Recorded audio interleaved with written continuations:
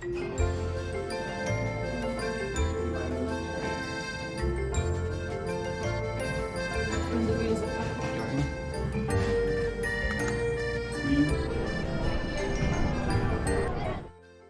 Kaelder opened in 1976 and was the first restaurant in Denmark to receive a Michelin star. Head chef there today is Mark Lundgaard, who has worked in, among other places, Alinea in Chicago and L'Auberge de Ile in Alsace. With Mark in the kitchen, they received 2 Michelin stars in 2021 and has retained that ever since. Let's go in.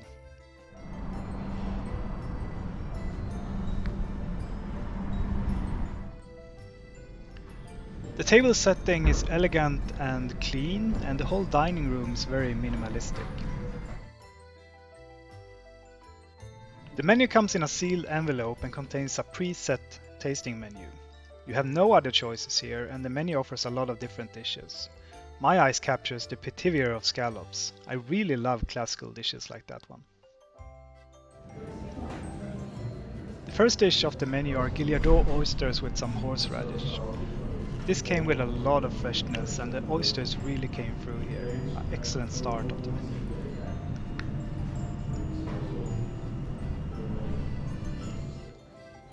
Then there came in a whole array of different snacks, 7 in total. What I really liked about them were that they were very subtle, but yet they delivered a lot of flavor and taste. My favorites among them were the best of the goose with apricot and marjoram. I also really enjoyed the fried bread with the comté and grated truffle, and also the Rossini Black Label caviar on the quail egg. Those were the highlights for me on the snacks.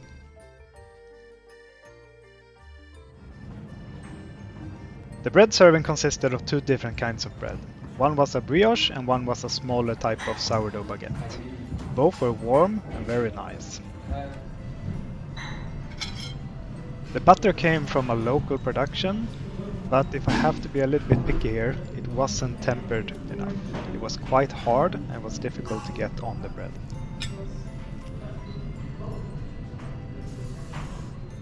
That said, when on the bread, it actually tasted delicious. It was a really high quality butter that they used here. Next on the menu were some new potatoes from Brittany in France. This was served with beurre blanc and some nice black caviar.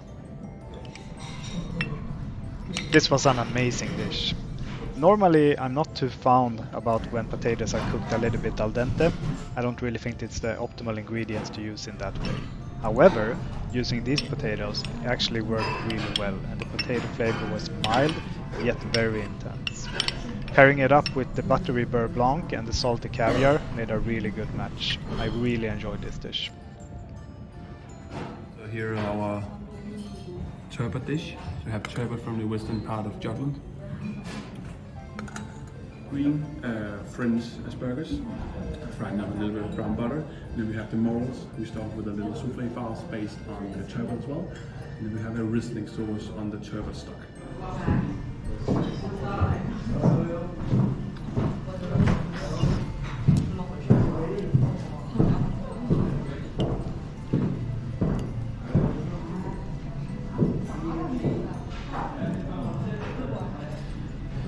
This was like spring on a plate.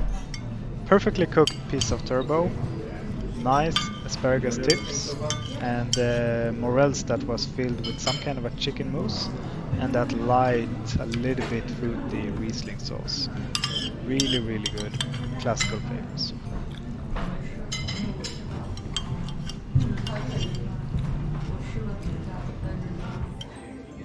Next up will be our langoustine serving.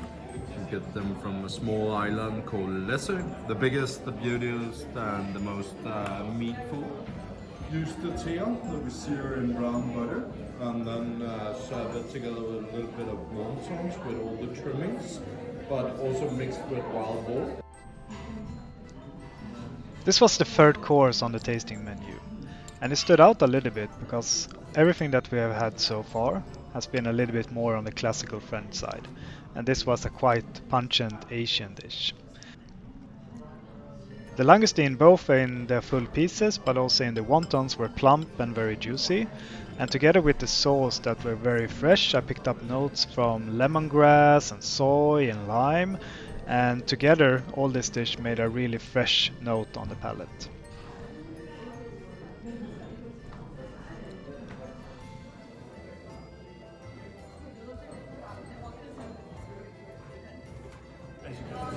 Underneath the skin, a little souffle farce based on chicken, aromatic herbs, and a little bit of ginger as well. Fried on the bone to keep more moist and hot flavor in the fillet.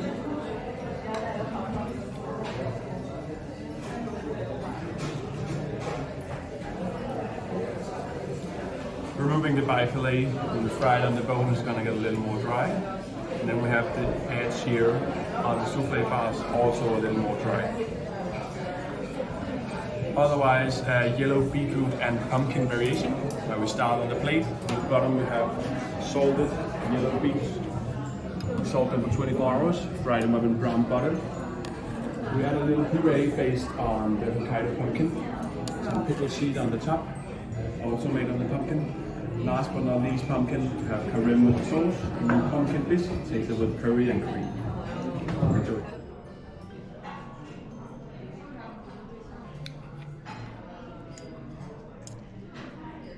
I absolutely love when the service team are plating dishes in the dining room. It fills the room with expectations and curiosity from other tables as well. Unfortunately, this quail dish was not the best tonight. The quail itself was nicely baked and was juicy, but the marriage between the pumpkin and the beetroot and the quail didn't really work that good for me. Also, the cream sauce with a little bit of curry was slightly on the bitter side, and it wasn't the nicest to eat throughout the dish. I'm sorry to say, but I was expecting more from this dish.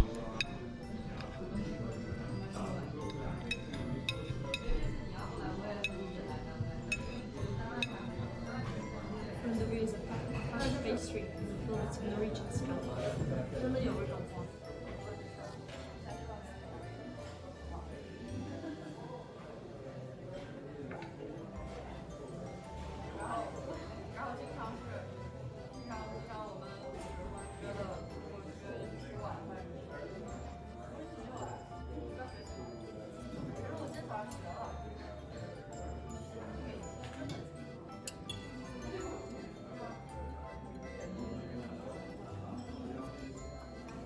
With some truffle sauce.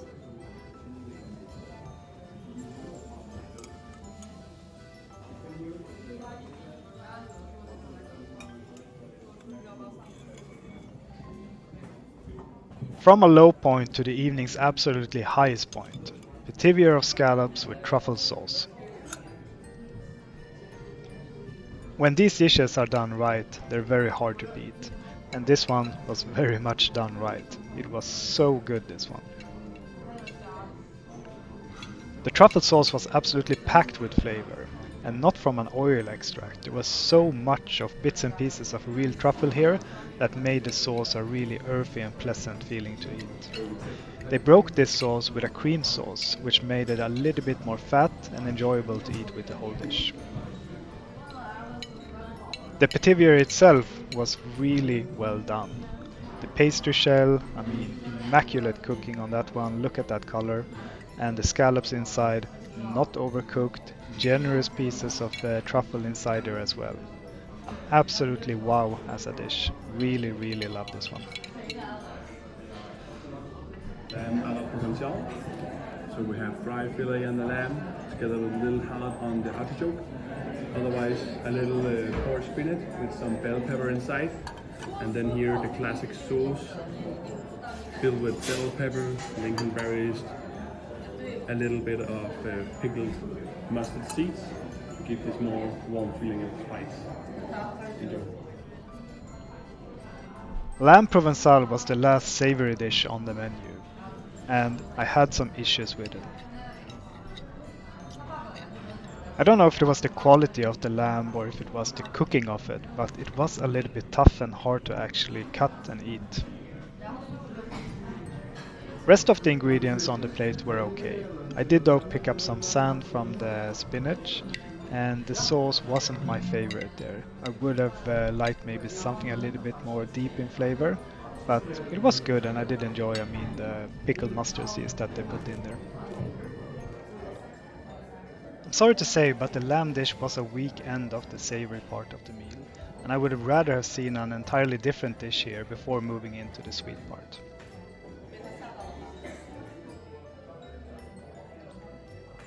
As a palate cleanser, we got a mandarin granité with champagne. It had slightly bitter tones, but was very fresh and very enjoyable to eat.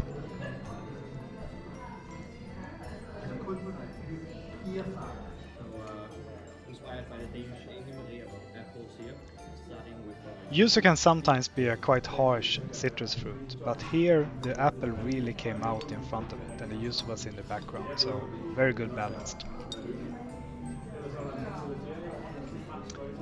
Both the mandarin and now this apple dessert has been very fresh and really putting my palate up to eating some more sweet stuff here, so really looking forward on what's coming next.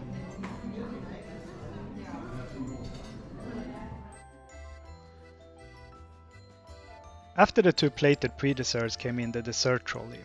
Now this was a little bit confusing for me because they both offered the petit fours that you normally have with your coffee and tea after the desserts, at the same time that they wanted you to have more plated desserts from the trolley as well. So I would have rather seen that the kitchen came out with more plated desserts and then came with the trolley and offered the petit fours. But that's maybe only me. This combination I have never had before.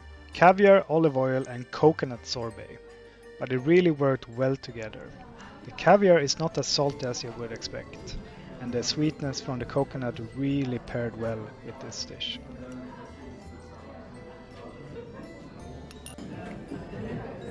And on top of all those little petit fours, I still have 3 more little desserts for you to choose if you wish. I have 2 cakes and a flambe. So on the cake stand I have a chocolate cake with vegan praline inside. I have a citrus tart with blood orange and lemon frangipane. Or we can make a pineapple flambe with pineapple poached in rum and coconut liquor, and then we serve it with caramel sauce and vanilla ice cream. I went for the citrus tart, which was tangy and fresh, but again, it didn't feel like a really plated nice dessert, with complexity coming from a 2 Michelin star restaurant. So I was expecting a little bit more from this dessert. We have a coffee panna cotta with the banana caramel on top.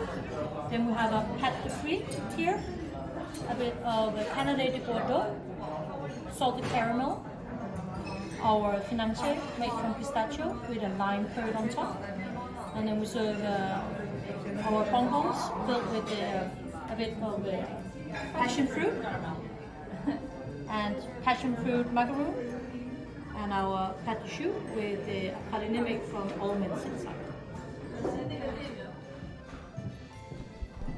So what did I think about my visit to this restaurant? Moving into the value scoring of this restaurant, and as you can see, it's not a cheap price tag that you pay for a visit like this. But you have to keep in mind that, keeping up the service standard and keeping up the food that you're doing at the level at this restaurant, it's not cheap. And the margins in the restaurant industry are quite low. And if you are a guest like me who is not drinking wine but only water, I would say that they are maybe break even on a visit like me. So keep that in mind and see a visit like this as a full experience rather than just a meal with a very high price tag. One thing that drags down the service points is that it was quite a slow service between the meals. I think that the service team should recognize the different ways of eating and adapt to that. So I was sitting next to another couple and they were consistently 2 dishes behind me throughout the evening, even though I was eating at a much higher pace than that. So that's something that I look into, and I would like to see that the service teams are a little bit more flexible there, because I could have finished the meal a lot quicker than I did, and it was a little bit too much waiting time between the courses throughout the evening. However, all in all, this is a very good restaurant that's tilted towards France with a little bit of a mix of the Nordics. And if you have the money to spend and are in Copenhagen, it's definitely worth a visit. Okay everyone, thank you very much for watching this video and see you next time.